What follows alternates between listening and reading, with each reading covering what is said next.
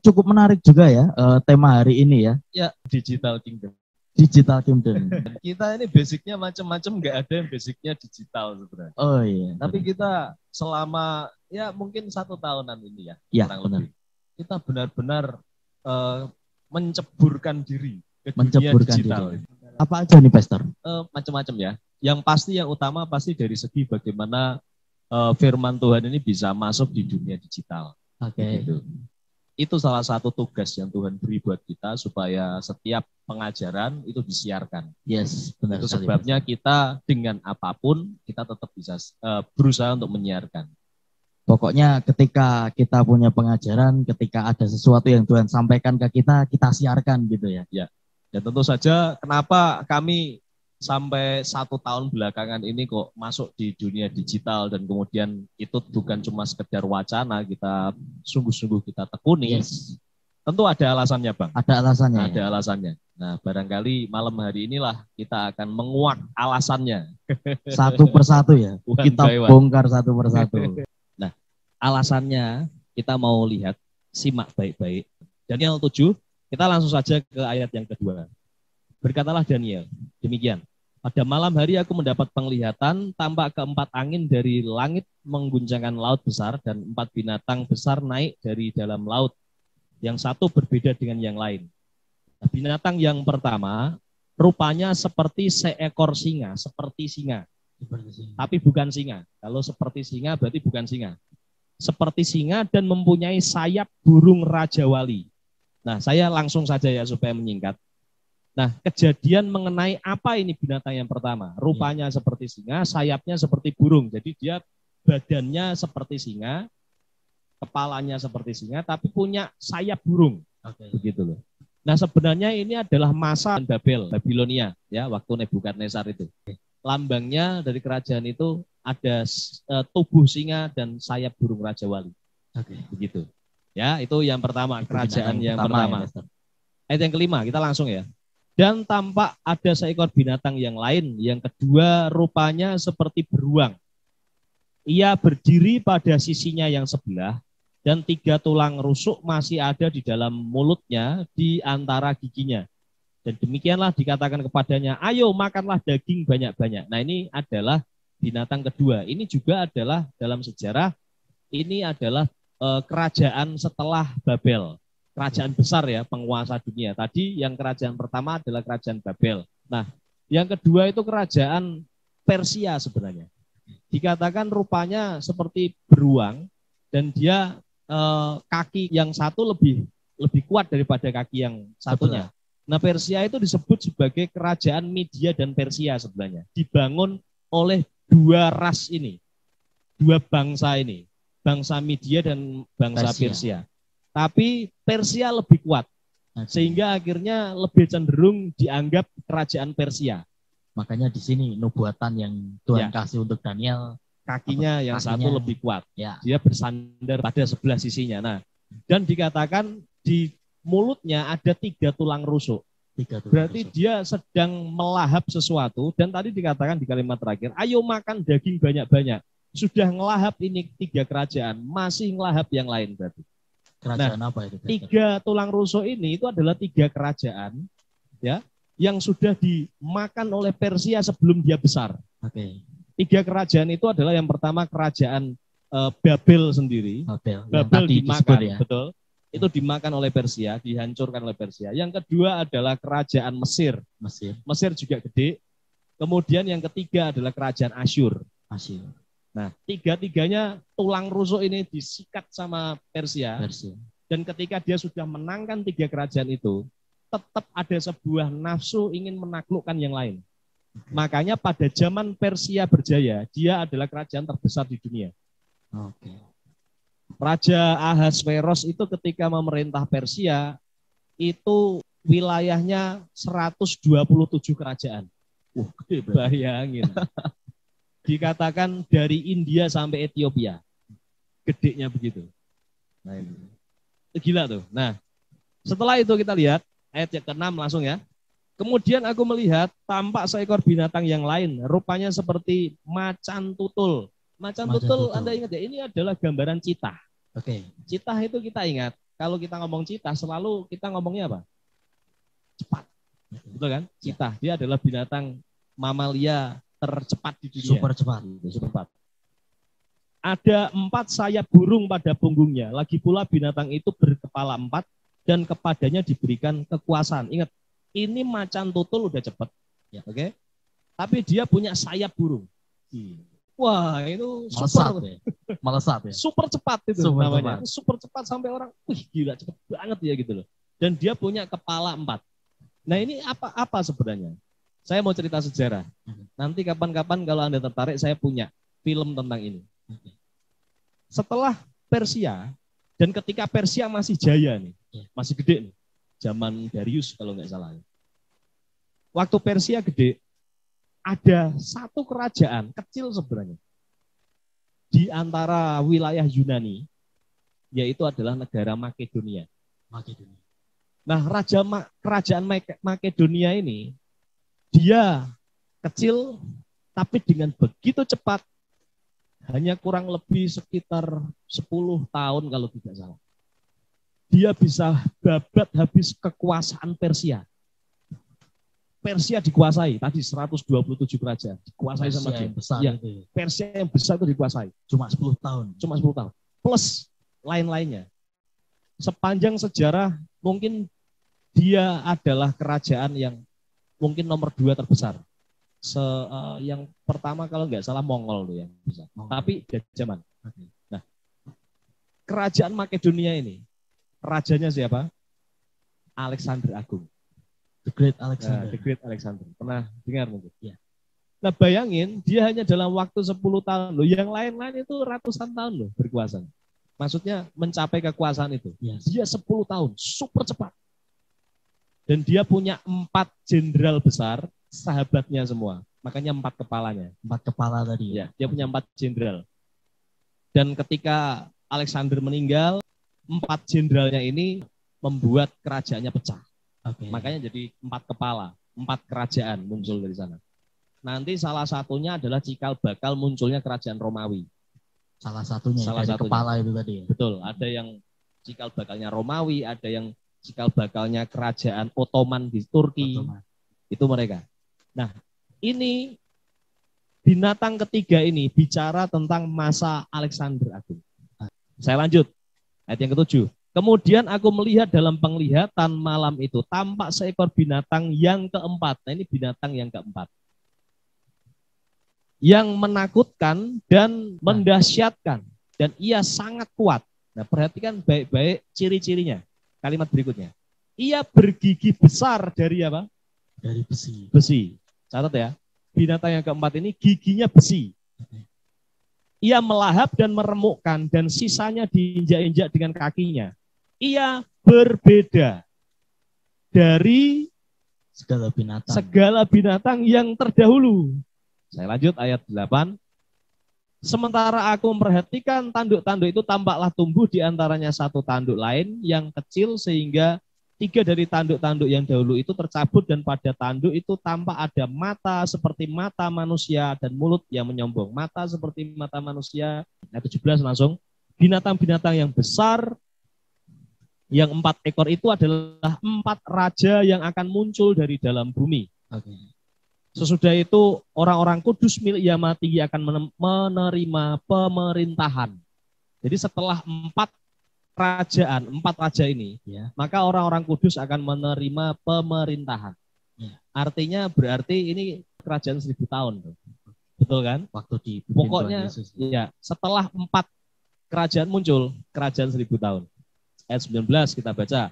Lalu aku ingin mendapat penjelasan tentang binatang yang keempat itu, yang berbeda dengan segala binatang yang lain, yang sangat menakutkan, dengan gigi besi dan kuku tembaga, yang melahap dan meremukkan dan menginjak-injak sisanya dengan kakinya. Nah saya bilang begini, 3 kerajaan sudah kita identifikasi tadi.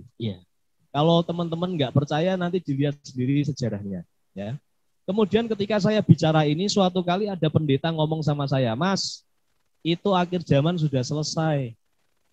Karena binatang yang keempat itu Romawi, sudah tergenapi. Saya bilang begini, ya memang bahwa tafsiran dekat daripada sejarah itu mengatakan ke sana adalah Roma. Tanduk-tanduk tadi muncul satu tanduk yang besar yang meruntuhkan 3 raja adalah Vatikan. Saya ngerti banget sejarah itu. Saya ngerti teori itu. Ya. Cuma masalahnya adalah di sini dikatakan bahwa yang pertama, kenapa itu saya bilang bahwa itu belum sepenuhnya tepat sebenarnya. Saya percaya bahwa firman Tuhan itu ada penggenapan dekat, ada penggenapan jauh yang total. Nah, penggenapan dekatnya bahwa itu Romawi, ya saya yakin itu 100%. Dan Vatikan adalah mata yang menyombong itu yang dimaksud. Tapi saya juga melihat ini belum selesai nih. Kenapa belum selesai? Dikatakan tadi ketika kerajaan keempat muncul, setelah itu adalah Millennium Kingdom. Masa pemerintahan. Masa pemerintahan 1000 tahun. Kan gitu kan? Nah, kita kan belum. Ya kan? Ya. Berarti di kerajaan yang keempat tadi, itu masih ada penggenapan yang lebih total daripada itu. Okay. Itu baru penggenapan ringan. Penggenapan kecil lah. Nah, itu yang pertama. Kemudian kita lihat tadi ayat 20, kita lihat. Dan tentang ke-10 tanduk yang ada pada kepalanya, dan tentang tanduk yang lain, yakni tanduk yang mempunyai mata dan yang mempunyai mulut yang menyombong, yang tumbuh sehingga patahlah 3 tanduk dan yang lebih besar rupanya dari tanduk yang lain. Dan aku melihat tanduk itu berperang melawan orang-orang kudus dan mengalahkan mereka. Ini kan belum kejadian, Bos. Oh iya, benar. Betul ya? Kemudian sampai, ingat, peperangannya ini endingnya adalah sampai yang lanjut usianya itu datang dan keadilan diberikan kepada orang-orang kudus milik yang maha tinggi, dan waktunya datang orang-orang kudus itu memegang pemerintahan. Loh, ini kan sudah jelas. Ya. Orang kudus megang pemerintahan. Ini apa? 1000 tahun. 1000 tahun. Kerajaan 1000 tahun. Jadi ending daripada kerajaan keempat ini yang sampai muncul tanduk terakhir itu, ya, itu adalah yang maha tinggi datang. Okay. Sampai orang-orang kudus berkuasa. Millennial Kingdom. Berarti ini adalah kerajaan yang penggenapannya mendekati masa Antikris muncul dong. Kenapa saya bilang Antikris? Yang dimaksud dia melawan orang-orang kudus itu Antikris. Mata seperti mata manusia dan mulut yang menyombong. Kita tahu lambang Antikris itu mata satu. Matanya seperti mata manusia. Kalau kita berhenti di penafsiran bahwa ini adalah Vatikan, seharusnya kalau memang itu sudah final di situ, berarti sekarang kita Millennial Kingdom dong. Harusnya kita udah masuk di sana. Ya? Itu dia. Sedangkan ini kan belum ini sebenarnya. Ya. Tuhan belum datang, Tuhan Yesus belum datang. Ingat ya, Millennium Kingdom itu Yesus datang memerintah bersama orang-orang kudusnya. Iya. Nah ini Yesus belum datang loh. Yang kedua kali loh. Iya benar. Kan gitu. Berarti emang ada sesuatu yang perlu kita perhatikan lebih dalam ya di binatang yang keempat ini. Jadi kalau gitu kita harus mulai melihat bahwa berarti ada kerajaan keempat yang lain dong. Okay. Bukan Romawi itu bukan final, Vatikan itu bukan final. Okay. Bisa nangkap ya? Ya, bisa. Nah, dan ciri-ciri yang kedua yang lain adalah begini, ayat 23. Maka demikianlah katanya, binatang yang keempat itu ialah kerajaan yang keempat yang akan ada di bumi, yang akan berbeda. Berbeda ya? Berbeda. Kalau tadi kita bicara kerajaannya ada kerajaan Babel, Persia, Makedonia. Kerajaan yang sungguh ada rajanya semacam itu. Warnanya kalau, sama ya? Ya, kalau ini adalah kerajaan Roma dan kita berhenti di sana, Roma ya sama kayak kerajaan-kerajaan itu. Warnanya tetap sama. Warnanya tetap sama. Yes. Ada prajuritnya, ada rajanya, pakai pedang dan sebagainya, sama. Ya. Nah, sedangkan dikatakan ayat 23, binatang yang keempat itu adalah kerajaan keempat yang akan duduk di bumi, yang akan berbeda dengan segala kerajaan dan akan menelan seluruh bumi. Okay. Romawi belum menelan seluruh bumi loh Bang. Yes, benar. Saya tahu dari sejarah sama Mongol, gedean Mongol kok. Masih gede Mongol. Gede ya? Mongol. Jadi ya. Jadi dia belum yang menelan seluruh bumi, belum. Begini loh. Ingat ciri-ciri daripada kerajaan keempat ini tadi dikatakan. Dia bergigi besi, berkuku tembaga. Coba bayangkan, Anda sedang melihat sebuah hewan, yang satu kelihatan kayak singa, yes, satu kayak beruang, satu kayak citah. Tiba-tiba Anda lihat zamannya Daniel. Iya. Anda lihat ada sebuah hewan muncul terakhir. Giginya besi. Kukunya tembaga. Kaget gak Bang? Kaget pasti. Shock dia pasti. Ya, wah, apa ini? Beda soalnya ya dari yang tadi ya. Nah saya kasih tahu. Begini, ini kerajaan apa sih sebenarnya? Ingat, kalau Anda ingat besi dan tembaga, ini adalah material utama teknologi zaman ini. Benar nggak? Ini adalah material utama soal dunia digital. Yes. Betul nggak? Anda pakai gadget, Anda pakai internet, entah handphone, laptop, apapun lah. Okay. Ke depan metaverse, Okay. semua ada partikel, kalau nggak tembaga, besinya. Dan ini ngomong soal, saya mau bilang ya, ini kerajaan apa sih yang keempat? Kerajaan digital. Loh kan kerajaan itu harus ada rajanya. Saya bilang, kerajaan yang berbeda. Berbeda dari yang Beda sebelumnya. dari yang dulu. Nah, dulu kan, ya begitulah. Prajurit, ada raja, raja, menjajah, memperluas wilayah. Menjajah, perluas wilayah. Yes. Sama sih, dia juga menjajah, memperluas wilayah. Tapi berbeda caranya. Skalanya juga berbeda. Skalanya berbeda. Dan saya mau bilang, menurut Bang Hos ini, dari semua kerajaan yang gede-gede tadi dibilang, kalau saya sebut kerajaan digital, daerah kekuasaannya lebih gede mana, Bang? Lebih gede digital. Kingdom. Digital kingdom ya. Gitu. Karena itu seluruh bumi ya. Ya. Bayangkan sekarang di bagian mana sih yang enggak bersentuhan dengan dunia digital gitu. Nah itu dia. Amerika negara gede. Yes. Oke. Rusia negara gede. Inggris keren itu. Ya. Mau negara yang terbelakang katakanlah kita ngomong soal Suriname. Mohon maaf ya, bukan bermaksud menjelekan. Tapi negara-negara dunia ketiga semacam itu, apakah di sana nggak ada internet? Ada juga. Ada. Tadi ada yang ngomong Korea Utara, jangan salah. Ada internet loh di sana. Tayangan, tapi yang menikmati ya Mr. Kim. Tapi ada ya? Ada. Kita habis ngomong gini ada rudal nanti. Siap-siap diserempet rudal gitu. Iya. Nah, dunia digital itu menurut saya nggak tahu ya, kemungkinan sudah hampir menelan seluruh bumi itu. Mungkin masih ada terpencil yang belum sempat kena, mungkin ada. Ya siapa tahu ada di pulau yang belum ada namanya, ada orangnya di situ kan kita nggak tahu ya.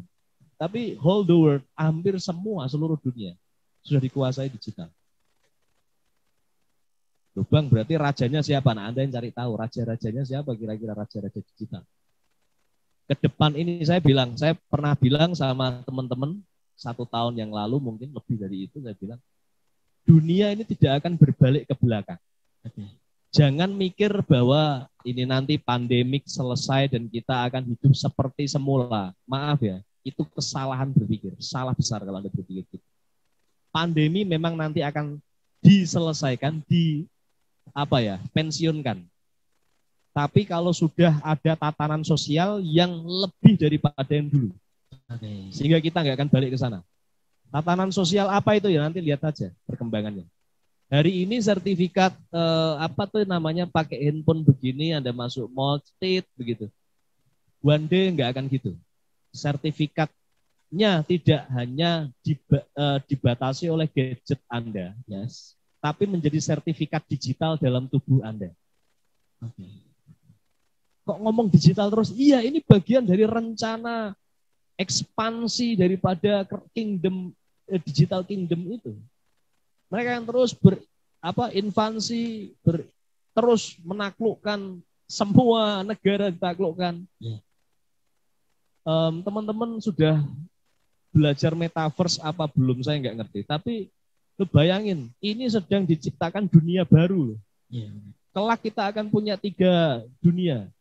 Dunia 3D, dunia ekstra, dimensi ekstra, masih ingat dimensi 3D, dimensi ekstra? Dunia roh ya. Ya, Yang ketiga, dimensi metaverse, bos.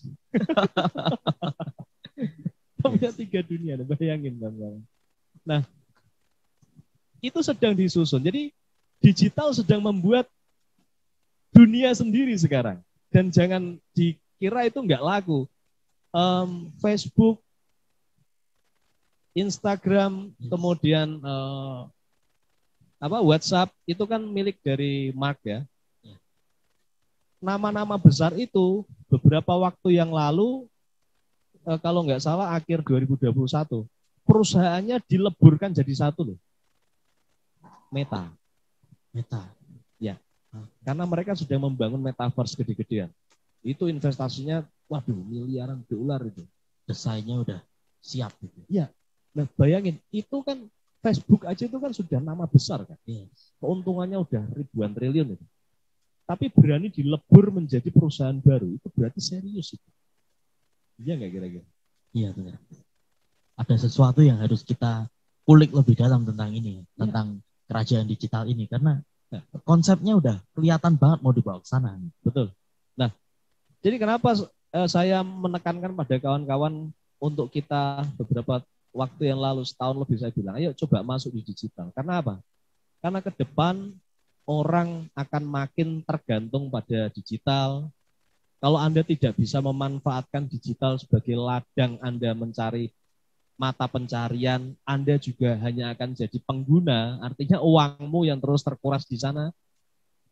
Kemudian kalau Anda sikapnya untuk memberitakan Injil masih sama begitu-begitu saja, sedangkan orang ke depan interaksinya semakin banyak di digital, maka suara kebenaran firman tidak akan didengar oleh sebagian besar orang nantinya.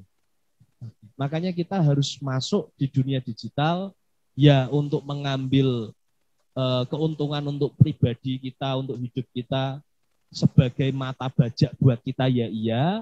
Tapi kita juga harus pakai itu untuk pedang, untuk bisa mengalahkan kuasa gelap yang juga sedang main menguasai digital, Bang. Ya, begitu loh. Kita saat ini sedang masuk di dalam kerajaan keempat ini. Yes. Digital Kingdom. Walaupun ini semuanya dinubuatkan Daniel ya di perjanjian lama ya, ya, tapi ternyata sangat relate dengan zaman ini. Ya, sangat relate. Nah, kalau Anda bisa mengikuti logika ini sejak awal tadi, Anda seharusnya ngerti bahwa kalau kita sudah masuk di kerajaan keempat ini, berarti memang benar, sebentar lagi adalah masanya di mana Antichrist muncul, dan kemudian nanti dia berkuasa 7 masa, kemudian nanti akan datang Tuhan yang kedua kali. Ini sudah sangat dekat. Makanya Tuhan sudah panggil semua orang jadi prajurit dan bahkan jadi pahlawan. Di masa penentuan ini. Di masa penentuan ini. Tinggal kitanya nih, para pemirsa High Empowering. Nah, saya harap begini, Anda yang dengarkan ini dari tadi, saya nggak tahu Anda pusing atau nggak bisa memegang pengajaran ini. Anda kalau bisa mengerti, please pahami betapa seriusnya masa ini. Anda dan saya sangat menentukan apa yang akan terjadi di kemudian hari. Karena orang ini baru handphone saja ya, banyak kok anak-anak Tuhan yang sudah habis waktunya di sana loh. Baru ngelihat dua dimensi itu ya. Nah, belum nanti kalau sudah Anda masuk metaverse. Nonton film itu Anda kayak bener-bener ngalami filmnya. Loh, seru. Betul kan? Tinggal kamu punya uang apa enggak untuk beli itu kan gitu kan nanti. Ini sebenarnya kan desain besarnya dari metaverse ini kan udah disiapkan nih Pastor untuk sampai ke sana. Boleh disambil diminum dulu Pastor. Ya. Tapi untuk yang di zaman ini Pastor, karena kan desainnya udah ada. Yang di zaman ini tuh udah ada. Itu ada aplikasi namanya Oasis. Di Oasis ini sedikit banyak gambaran tentang metaverse. Cuman karena masih pakai smartphone ya Pastor ya. Jadi belum maksimal mungkin. Mungkin kalau udah di metaverse kan kita ada alat-alat yang benar-benar membuat kita masuk ke dunianya itu. Ya. Pikiran kita ada di sana. Tapi kalau ini seperti gambaran besarnya. Di sana di Oasis kemarin aku coba buka juga.